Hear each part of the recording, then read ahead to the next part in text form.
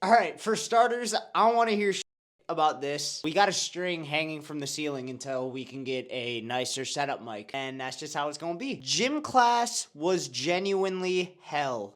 There are certain canon events in school that have permanently altered people's brain chemistry to the point of having individual excruciating levels of PTSD. It could be getting embarrassed in class. Just for starters, favorite gym class activity. Free days when the teacher wouldn't want to actually teach and would just kind of open the sports closet and say, here you go, do whatever you want. Accidentally calling your teacher mom or getting fried so I've called the teacher mom. I've called the teacher grandma. I've called the teacher dad. badly during a presentation that you genuinely consider turning the entire school into a meteor fallout zone. I think one of the worst canon events of them all is PE/gym class. Assuming you went to school here in the US, you need to take at least one physical education class to be able to fully graduate high school. I fucked with gym class. That was one class, one topic you could never take away from me. I was always going to be happy about going to gym class, bro.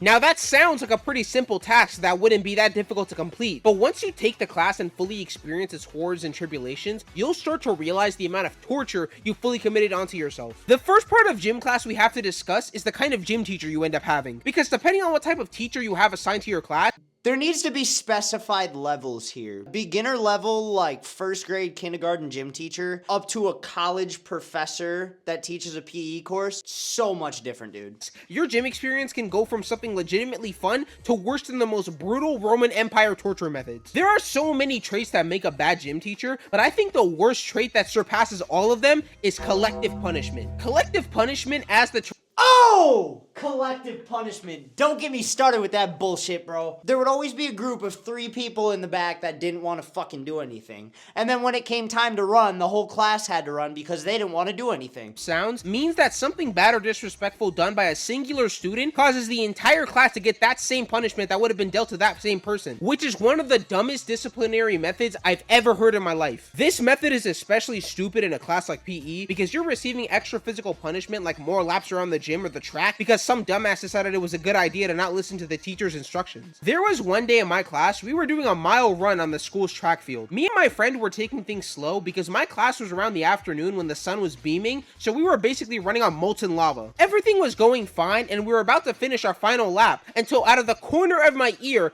I hear my teacher say, if y'all don't get up from the bench and do your laps, I'm making everyone else do 2 extra. What the hell are you talking about, bro? What the fuck is you talking about? What's that? There is no inconceivable way you're making everyone else do extra laps because Tweedledee and Tweedledum wouldn't get up from the bench to do theirs. But as I was thinking these exact words in my head, the next thing I hear come out of my coach's mouth is everyone has to run 2 extra laps around the track to be able to finish.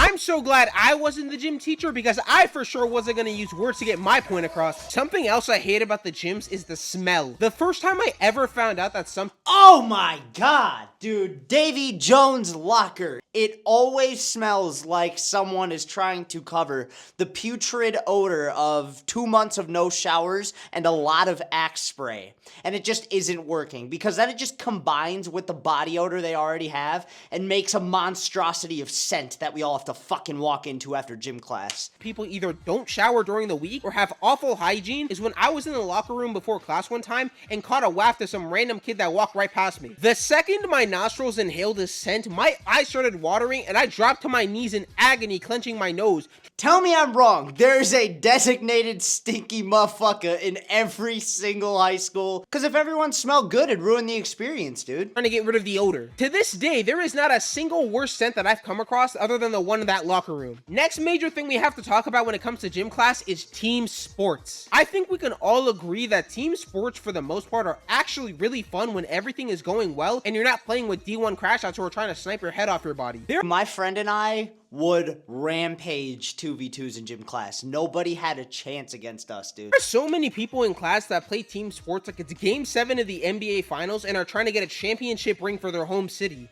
But that's like kind of the fun in it. Obviously, there's people that try too hard. I feel like if you don't try in gym class, it's just fucking lame, bro. Like, it's just a free hour of doing sports and being active where you don't have to sit and listen to topics that you really don't want to learn about. I promise you, basketball is never this serious, my nigga. Dodgeball during class would also be way more chaotic than it should be. While I've personally never played dodgeball games where someone on the enemy team has Spider-Man level reflexes, I have played games where the people on my team take losses way harder than they should be. I had this one dodgeball game where our team leader was moving like Captain Erwin the way he was giving us commands on what to do. Instead of giving us basic positions to take on the floor on our side of the room, he got a pen and paper from his backpack, went to the middle of the floor, and laid out his battle strategy that he apparently came up with the night before. I don't think I've ever seen someone take a school assignment this seriously. Oh my god. A whole fucking blueprint in the back of your head planned out when you get to gym class for the next day. It's like, oh shit, all right, we gotta lay this out to everyone. Guys, come here! Before. The funniest part was that even with his battle strategy, we still ended up losing that day's game. And when I turned to look at him, he had the most depressing and miserable expression on his face. I just know he was on his knees crying in sorrow and agony the second he got back home. Something I forgot to mention as an added point is the egregious music selection some of these teachers would be choosing to put through their speakers. We could have been in the middle of the most intense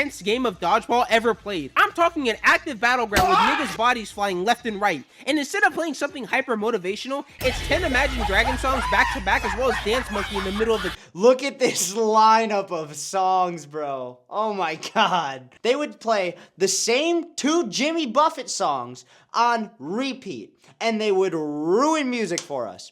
I feel so bad for anyone who had gym during their first period. Imagine going through the already Yo! Gym class first period was low-key pretty hype. I would show up to school happy as a lark every day. I got to go spend the first hour of the day of my senior year with my homie in senior gym class. excruciating experience of getting ready in the morning, only for your first period to be PE with Mr. Potato Head as your teacher. Speaking of teachers, Teachers, make or break your gym class. The reason I say I fuck with senior gym so much first period was because my professor, we couldn't have hand selected a better guy to teach this fucking class, bro. I don't want to disclose names, but Mr. B, the most goated. If you most know, of the you gym know. coaches I've had have some of the least athletic builds I've ever witnessed. Now, there is an important distinction to make between being big versus being fat. Take someone like Phantom from AMP. He's what you call a big guy, but his weight distribution is good enough to where he still manages to look good despite being slightly overweight. Versus someone like DJ Khaled, who let's just say doesn't exactly have the greatest weight distribution in the world. Dude, they put DJ Khaled in a Mr. Beast video, and him on a jet ski just doesn't look right because he is the size of the jet ski. DJ Khaled does make really good music. There are so many gym teachers out there that don't even do much when it comes to physically teaching students because they themselves can barely move 2 feet from their chair. Oh, we all had one of them. She made us do a dance unit. She made little middle school 6th grade Carter dance with girls in gym class. Like slow dance with girls. I was barely learning how to walk and use the bathroom on my own, and they're gonna put me out here and make me dance with a female? Someone activates their neurons and tells them dinner is finally ready. Your coach will unironically tell you to run 3 extra laps around the track and be posted up like this at their chair with a big hot Cheetos bag and a Diet Coke. I'm sorry to break it to you, but that Diet Coke is not saving you from a heart attack. Our next topic is one of my least favorite parts of the school gym experience: assigned partners. There is arguably nothing worse than doing an assigned partner activity with Assigned partners when you're in there with your close homie and you can't be in the same group because teacher's talking about you go with Connor, the kid that doesn't want to be in here at all and has not wanted to be a single day of this fucking class. He's gonna hate every minute of what we're doing today, but I'm gonna put you with him. someone who either sucks at sports or just doesn't want to participate. There was one time I got stuck with this girl as an Motherfuckers that don't want to participate, bro, they make gym class so much harder than it has to be. assigned partner for a basketball activity where each person had to make 3 free throws into the hoop to complete the assignment. And to add an extra layer of You can't give us quotas to meet in gym class because 90% of the people are not meeting those quotas. help, if anyone was struggling with a free throw at the intended line, you could just move up directly to the side of the rim and shoot from there instead. Except despite all of these benefits, my partner couldn't throw the ball for shit even directly next to the rim. I get that not everyone was blessed with LeBron level genetics, but the rim was already extended down and she was around 5'11". She could have touched the rim if she jumped, but she was still missing more shots than Shaq versus the Rockets in 2000. I was contemplating asking my teacher to switch partners, but God. Wait, run that back. More shots than Shaq versus The Rockets in 2000. I was contemplating asking my teacher to switch partners, but it was already too late by then. So I had to endure this girl missing shot after shot for like 25 minutes before she finally made 3 and got us to pass. At that point, just let me do it solo because I'd rather play as a substitute during a finals game than get someone like that as a partner. Reviewing everything I've talked about so far, the most vital part of the gym experience that I have yet to discuss is the Fitness Gram Pacer Test. I just know there were 5 I could talk about the Fitness Gram Pacer Test for the next 4 hours. separate people that just got Vietnam War flashbacks hearing that name enter their ear canal. The Fitness Gram, for anyone who's unaware, is a multi-stage aerobic capacity test that progressively gets more difficult as it continues. The 20-meter pacer test will begin. Thank you for skipping over the 8 other lines of description. And I get it! No one needs an introduction to the Fitness Gram, as it's pretty much the most quintessential part of the school gym experience. I genuinely think the Fitness Gram by itself has caused irreversible psychological damage to millions of students across the country. On top of them being unannounced most of the time, the second you walk into the gym and see the mini cones lined up across the floor, it was instant despair and dread.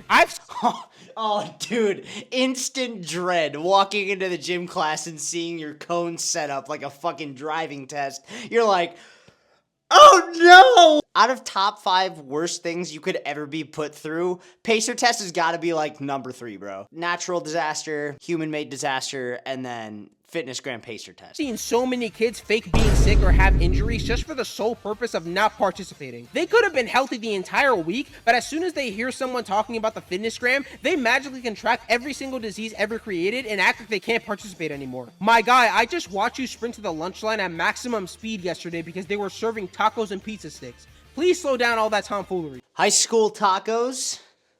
That was my favorite day of the week. My strategy for the Fitness Gram was always to conserve my energy in the early portions of the test so I can spread my reserves evenly throughout the entire thing without becoming too tired during the middle. And I'm gonna be honest, I don't know how I'm not fat. I ate either Wendy's or McDonald's every single day for lunch in high school. while this seems like a basic strategy at first, the reason I think it works so well is because I guess the gym might have helped a little bit, but that wasn't started until way after I was consuming way too much shitty processed food every day.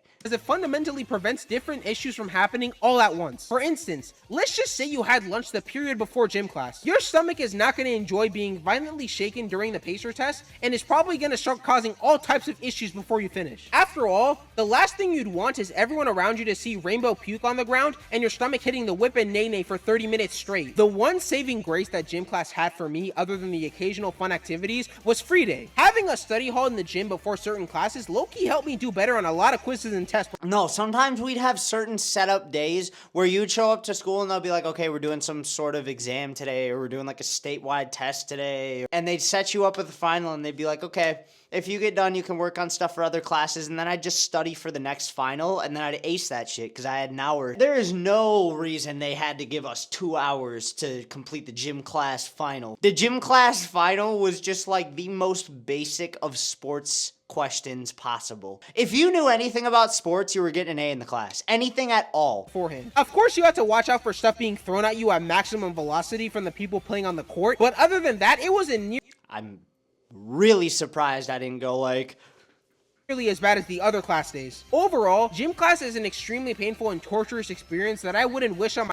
that's bullshit. Gym class is number 1. If you have a good teacher, you can make it a good time. You have the willpower to decide if you want to make gym class fun or not, unless you have a shitty teacher. My worst enemy. While there Then you're just fucked. If you have a bad gym teacher, I'm sorry. are occasional classes and teachers that make it fun, half the time it just feels like we're in a labor camp getting worked to the bone trying to finish all these so-called activities. If you have gym in your schedule next year, please keep a stick of deodorant with you at all times. You're gonna save a lot of lives just by that. That's why these diabolical, toxic scents were being produced in the locker rooms. It's because motherfuckers would walk in with 4 bottles of Axe spray. Rub-on deodorant is how you stop BO. And just fucking showering. That too. One simple act of kindness.